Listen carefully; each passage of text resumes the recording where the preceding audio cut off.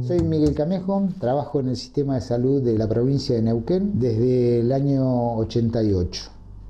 Conocí en esa época la formación del sistema de salud basado en los criterios de Alma-Ata, la atención primaria de la salud, y con una provincia con la riqueza petrolera le permitía estructurar el sistema con todo lo necesario. Fue un sistema con un crecimiento explosivo en las fines de la década del 70 y del 80, hasta fines de la década del 80, principios del 90, fue un crecimiento constante que brindaba atención de salud en base a subsidiando la oferta del sistema de salud, y eso permitió que realmente se constituyera en un ejemplo para todo el mundo, realmente, porque era un sistema de primer nivel. Con el advenimiento del neoliberalismo, este tipo de proyecto comienza a cambiar, se empieza a deteriorar.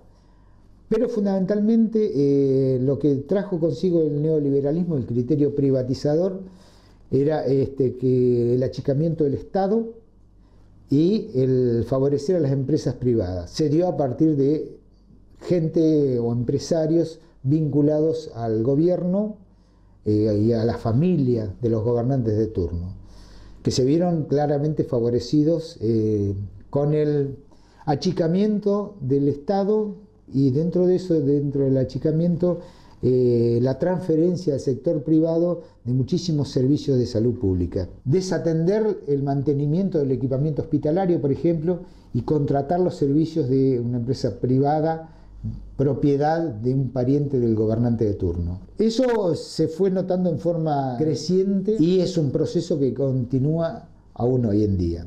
Otro rasgo de deterioro que se notó claramente es en la precarización del trabajo. Cuando se constituye el sistema de salud, lógicamente el elemento fundamental era el recurso humano. Y al recurso humano se le ofrecían las mejores condiciones para que pudiera prestar sus servicios, que incluía desde vivienda, sueldos dignos y condiciones de trabajo adecuadas. Hoy en día cada vez está aumentando más el trabajo precario. Ese es un indicio muy claro de deterioro, porque una persona contratada que no tiene estabilidad, que no tiene garantía de continuidad en sus funciones, no va a tener la misma postura frente a un conflicto gremial, por ejemplo, que alguien que tiene garantizada la estabilidad por ser empleado estatal. En el momento actual se le suma defectos de administración de los bienes. Ya las licitaciones prácticamente no, hace años que ni se hacen o se hacen en forma muy parcial. Antes lo que se hacía era una licitación anual, por ejemplo, para provisión de insumos y medicamentos, y después se iba entregando, acorde a las necesidades. Hace años que no se hace una licitación regular para la provisión de insumos y se va comprando sobre la marcha.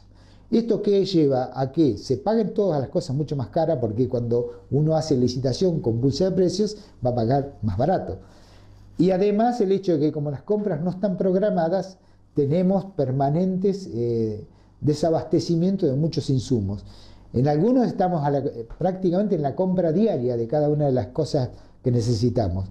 Y eso también es un obstáculo que no permite trabajar tranquilo a una persona sin saber que si mañana van a tener los insumos que se necesita para hacer el trabajo.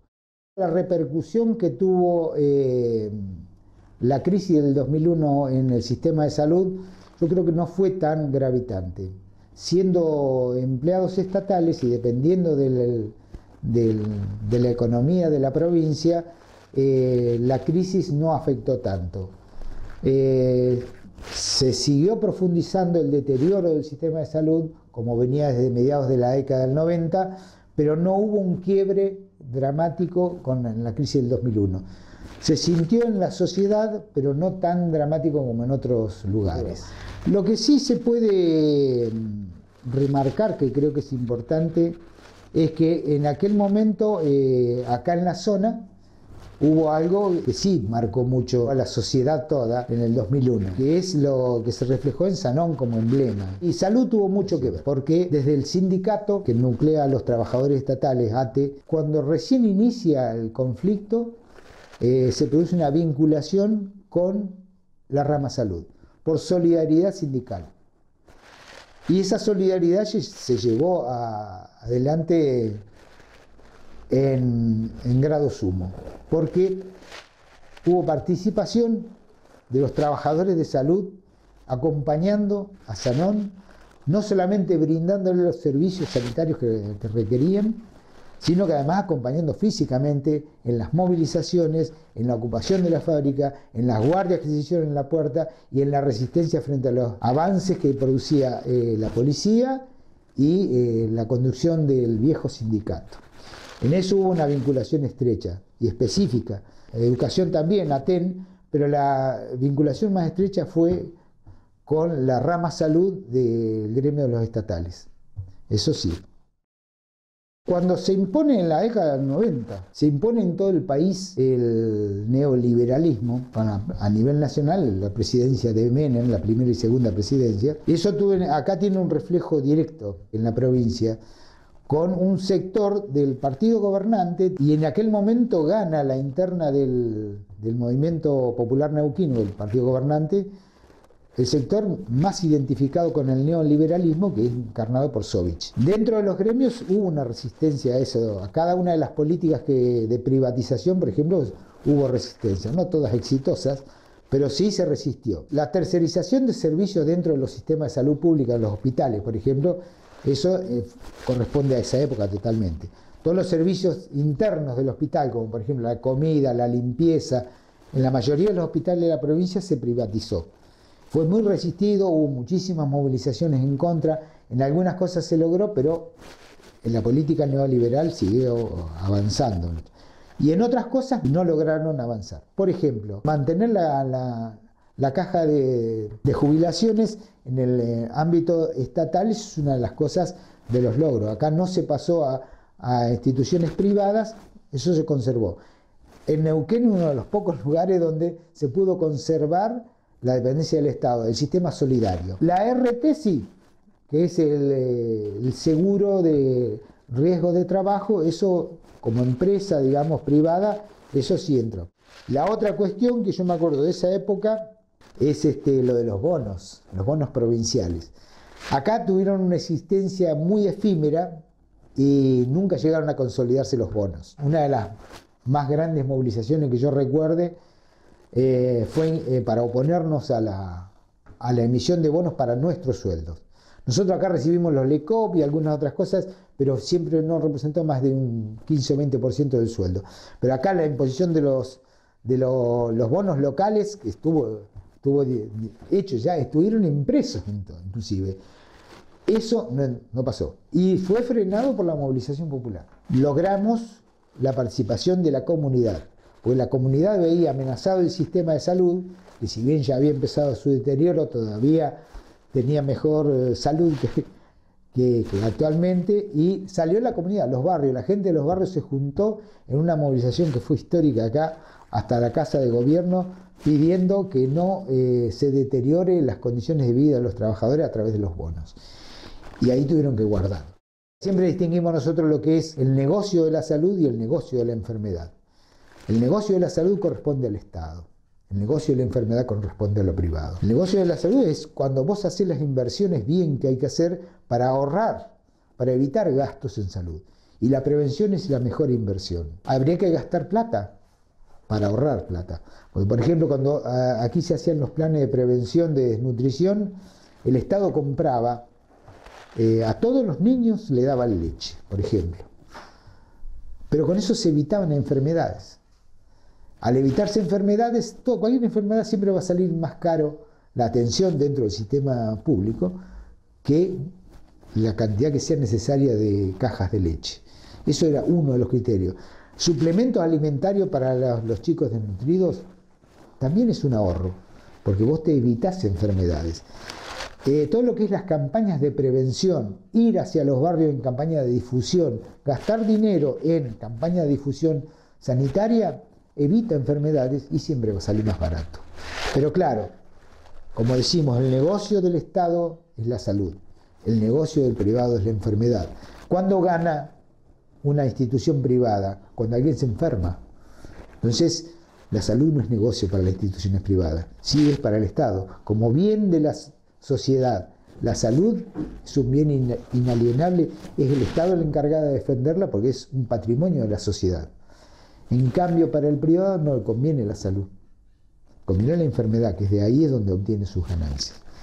Sin negar que la responsabilidad social de los trabajadores de la salud privada no está en cuestionamiento, pero como empresa, la única razón de existencia es a partir de la ganancia.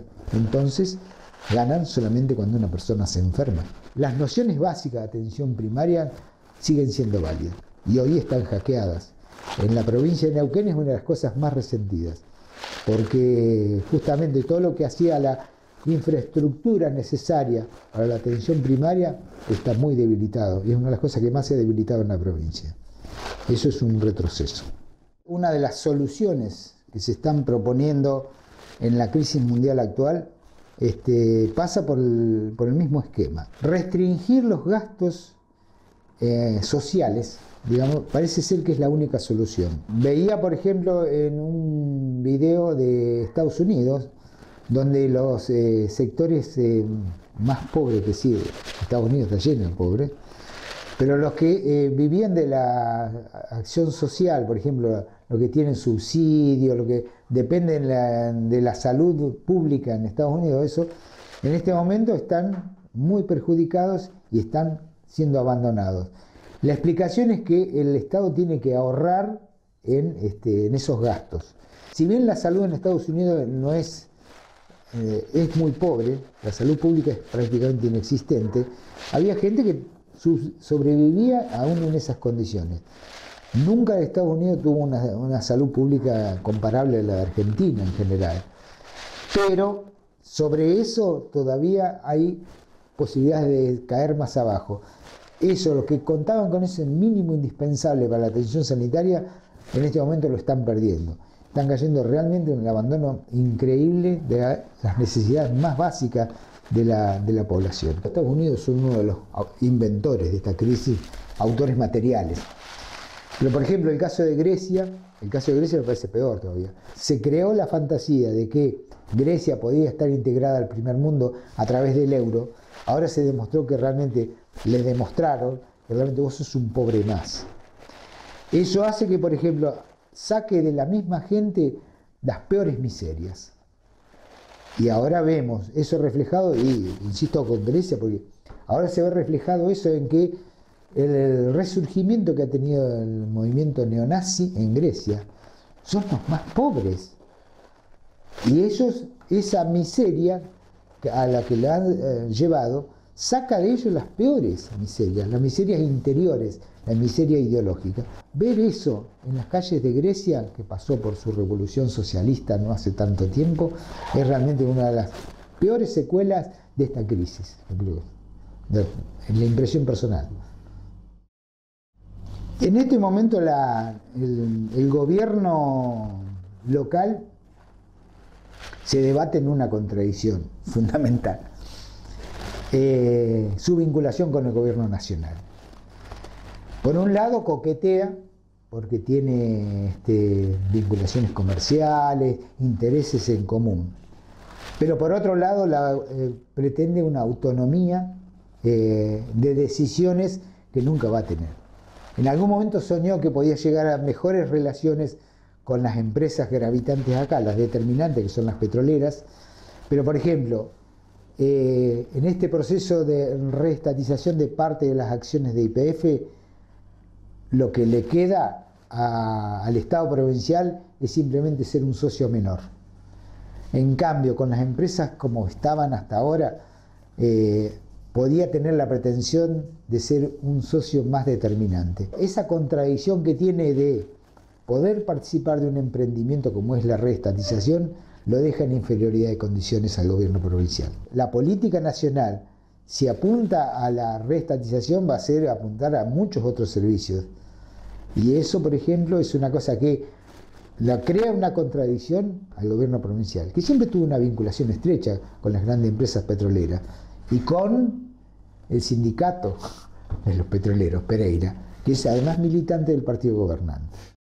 Si uno evalúa todos los incumplimientos de la empresa de Repsol, acá está excedido totalmente. La explicación por la cual se le saca directamente, se le tendría que expropiar sin pago, porque además de todas las deudas que hay, todo lo que es el pasivo ambiental, que se llama, de todos los daños producidos y todas las desinversiones que ha habido, ese tipo de cosas ya justificaba hace rato, y sin pago la expropiación. Para que esto tenga sentido, para que esto tenga una utilidad, digamos, se tendría que hacer mucho más extendido lo que es una verdadera nacionalización, porque esto no es una nacionalización, ni siquiera es recuperar el patrimonio histórico del subsuelo, la propiedad del subsuelo, porque todavía, aún trabajando con esta empresa estatizada totalmente, seguimos dependiendo de los servicios de las otras empresas, porque acá, por ejemplo, Repsol saca, pero bueno, tiene todas las empresas que prestan los servicios a la extracción del petróleo, son los que fabrican los trépanos, los que hacen la perforación, los que preparan el cementado, montones de otras cosas. Sigue siendo empresas privadas que son las que manejan el grueso del dinero. Pero además las decisiones, es gravitante el papel que cumplen las decisiones de las necesidades internacionales de bienes energéticos. Acá, por ejemplo, estamos parados sobre uno de los, creo que el tercero en importancia en el mundo, yacimientos de gas y petróleo, Vaca Muerta. Vaca Muerta no es una necesidad nacional. Si fuese nacionalizado, las decisiones las tomamos en base a las necesidades nacionales. Pero las necesidades energéticas son internacionales. Y en esto la decisión no está en manos nuestras. Y eso, por eso digo, nacionalización hasta cierto punto. Porque eso, lo que implica Vaca Muerta, es la muerte de todo el acuífero que está por debajo de la provincia. El método de extracción del shale oil y el shale gas implica la destrucción de todo el acuífero que son las aguas subterráneas que hay debajo de esta provincia. Porque el método de destrucción es destruir toda la capa de arenas compactas y ahí está apoyado todo el agua subterránea que hay debajo de la provincia. Y eso en este momento todavía se está anunciando como la gran solución para la crisis energética mundial. Pero no una solución para nosotros. ¿Nosotros qué necesitamos? Hay otras alternativas de energía, como por ejemplo la eólica, simplemente por mencionarte si estamos en la Patagonia, la eólica es gravitante. ¿Pero qué? Para poder aprovechar la energía eólica hay que hacer inversiones. Ahora, durante décadas y décadas acá, no se invirtió las ganancias de la renta petrolera en proveer fuentes alternativas. Y básicamente poner fábricas de molinos de viento. Con todas las ganancias del petróleo, si hubiese hecho eso, listo, cada vez se produciría menos petróleo y está bien. Es un recurso finito, se agota a un costo ambiental altísimo. Yo más que altísimo diría inaceptable. Los dueños de este proyecto y los dueños de estas necesidades de combustible ya lo probaron en su propio territorio. 50.000 pozos con esta tecnología arruinaron 2 estados en Estados Unidos, donde ya realmente se ha convertido en desierto. YPF está nacionalizado, pero ¿qué es la nacionalización? Yo lo que quiero fundamentalmente es nacionalizar la decisión, y el poder de decisión seguimos sin tenerlo acá.